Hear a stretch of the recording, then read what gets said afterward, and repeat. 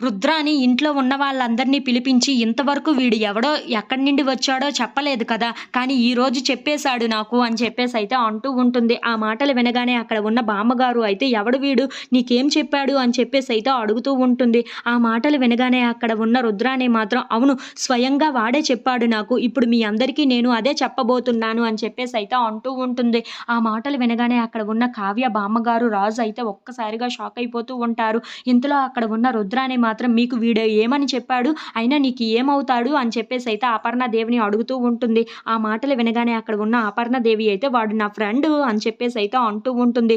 ఇంతలో అక్కడ ఉన్న రుద్రాని మాత్రం లేదు వాడు నీ ఫ్రెండ్ కాదు. వాడు ఈ ఇంటి వారసుడు అని చెప్పేసైతే అంటూ ఉంటుంది. ఆ మాటలు వినగానే ఇంట్లో ఉన్న వాళ్ళందరూ అయితే ఒక్కసారిగా షాక్ అయిపోయి రుద్రాని వైపు చూస్తూ ఉండిపోతారు. ఇంతలో అక్కడ ఉన్న రేవతి అయితే చాలా టెన్షన్ పడిపోతూ ఉంటుంది. అమ్మో! ఇప్పుడు ఆ అమ్మకి తెలిసిపోతే ఏమంటుందో ఏంటో?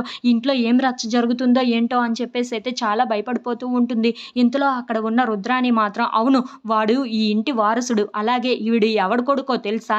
రేవతి కొడుకు అని చెప్పేసైతే అంటూ ఉంటుంది. ఆ మాటలు విని అక్కడ ఉన్న అపర్ణాదేవి అయితే ఒక్కసారిగా షాక్ అయిపోతూ ఉంటుంది. ఏంటి రుద్రాని నువ్వేం మాట్లాడుతున్నావు? అని చెప్పేసైతే అడుగుతూ ఉంటుంది. ఆ మాటలు వినగానే అక్కడ ఉన్న రుద్రాని మాత్రం అవును నేను చెప్తున్నది నిజమే.